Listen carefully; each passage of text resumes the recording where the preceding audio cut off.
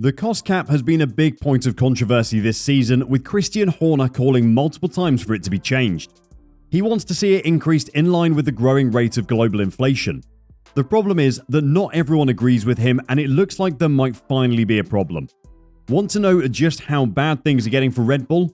Then stick around and find out. Before we dive in, you need to know that this video was brought to you by Bybit, one of the world's leading crypto exchange platforms. They're giving away a paddock pass to this year's Silverstone Grand Prix. To be in with a chance to win, you just need to click the referral link in the description and deposit at least $10 in your new account. Do this before midnight on Wednesday the 29th of June, and you could win this incredible, once-in-a-lifetime experience. Good luck! This season is the second year that Formula 1 has been operating under a cost cap. The teams have $141.2 million to spend this year. There are a few things that don't count towards that, like utilities, hospitality, driver salaries, but it still includes a long list of things. At the moment, there is a cost of living crisis happening around the world. Prices are skyrocketing, and people are struggling to maintain the quality of life they enjoyed previously. There are a whole host of reasons for this. Partly the economic effect from COVID-19, which is just now taking a toll on global prices. Russia's invasion of Ukraine has reduced global food supplies as Ukraine is no longer exporting its crops.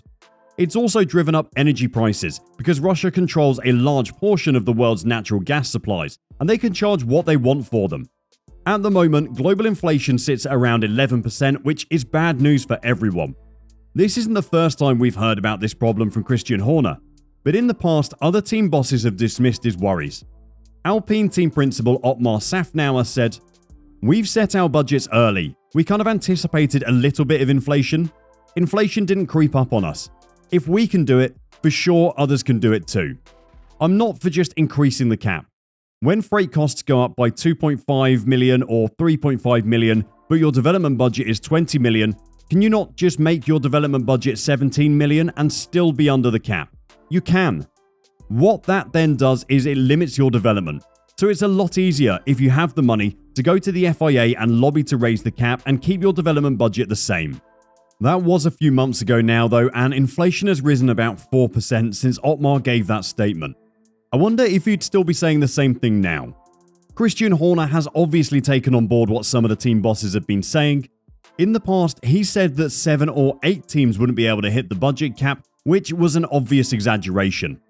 While Red Bull, Ferrari and Mercedes might be able to spend $400 million or more a year on their F1 team, not everyone has bank accounts as big as those three. He has changed his statement in recent weeks. He's obviously aware he can spend less money on designing and developing his car. Instead, he shifted his focus to the parts of running an F1 team that he has less control over. "The way you design your car is within your control," Horner told Sky Sports F1 after practice for the Canadian Grand Prix in Montreal. "We're in control of our own destiny.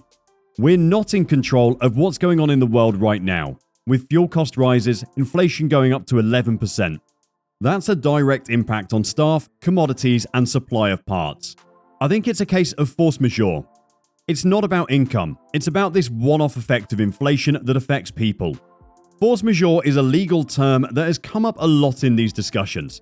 It refers to a clause that is included in contracts to remove liability for natural and unavoidable catastrophes that interrupt the expected course of events and prevent participants from fulfilling obligations. What he's saying is that the rising cost of living is a natural and unavoidable catastrophe that means that teams are no longer able to fulfill their contractual obligations. This was a contentious stance 2 months ago, and unfortunately for Christian Horner, that hasn't changed. The other team bosses will still say that there are things he can do to ensure he does fulfill his contractual obligations. That could be spending less on research and development this season. It could be bringing less upgrades to the track.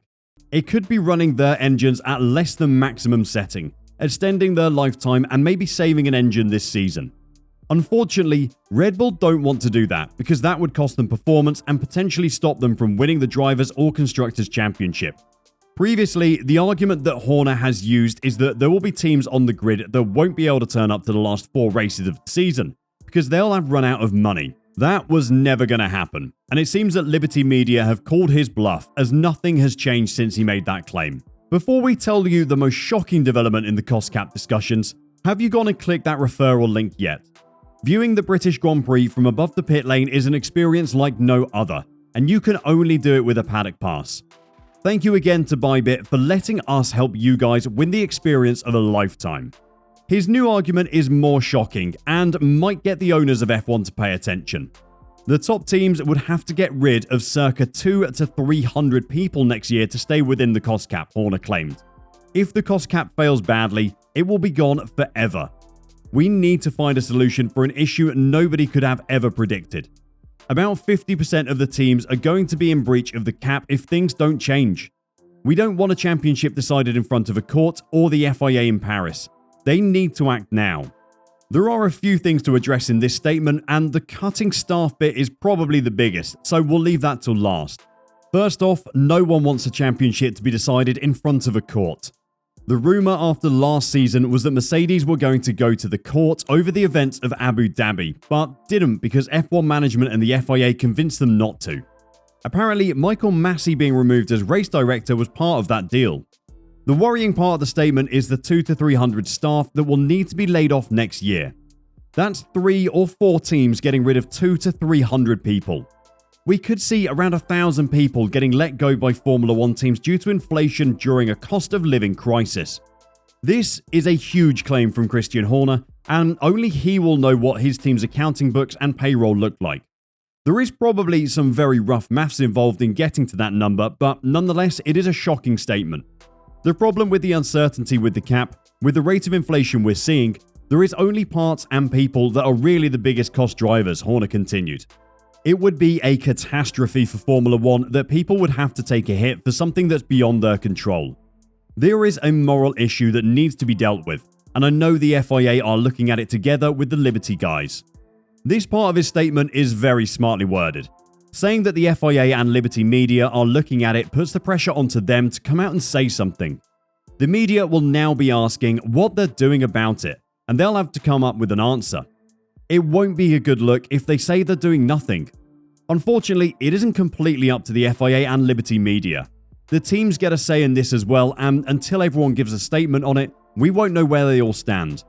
Horner explained that while he might be the most outspoken about what is happening, his team is by no means in the worst position. Nobody could have expected this kind of inflation. Perhaps I'm the one who speaks out about it the most, but our problems are not the biggest in this area. I think Mercedes employ more people and have higher salaries within their group than ourselves. Ferrari is again another big team with high costs. When you hear of teams in the midfield that are also going to be in breach of the cap, that were pushing for the caps to be lowered originally, it shows it's not about development being the biggest contributor to these costs. It's just the fixed costs of going racing, with freight, with energies, with a supply of components which has just gone stratospheric. It's hard to know how this will end. The FIA are about as easy to read as a blank book, unfortunately. If the threat of people having to be let go is real, then Formula 1 is going to be in a tough position. They can't let the budget cap become a non-factor by letting teams exceed it with little to no punishment. They also don't want 75% of the grid to exceed it and then have to hand out point penalties left, right and centre at the end of the season. While it might be the big teams who've been worried about budget caps, it's actually Williams Racing who are the first team to be punished for rule infringements. Unsurprisingly, they didn't overspend their budget. They just forgot to submit their 2021 accounts by the 31st of March deadline. Williams were found to have committed a procedural breach of rules and had to bear the costs incurred by the cost cap administrators as well as the fine. They'll have to pay $25,000 for their mistake. That is barely even pocket money for an F1 team though. We've said it once and we'll say it again, unfortunately. The cost cap conversation is not going to end until someone gives in. Either the top teams are going to have to slash their development budgets or the FIA are going to have to increase the cap. There probably isn't going to be anything done about this season's budget, but perhaps it is time to start having a conversation about next year's budget. No one wants to see people lose their jobs, do they? What do you think is the best way to deal with this problem? Let us know your thoughts in the comments section below. And until next time, drive safe and bye-bye.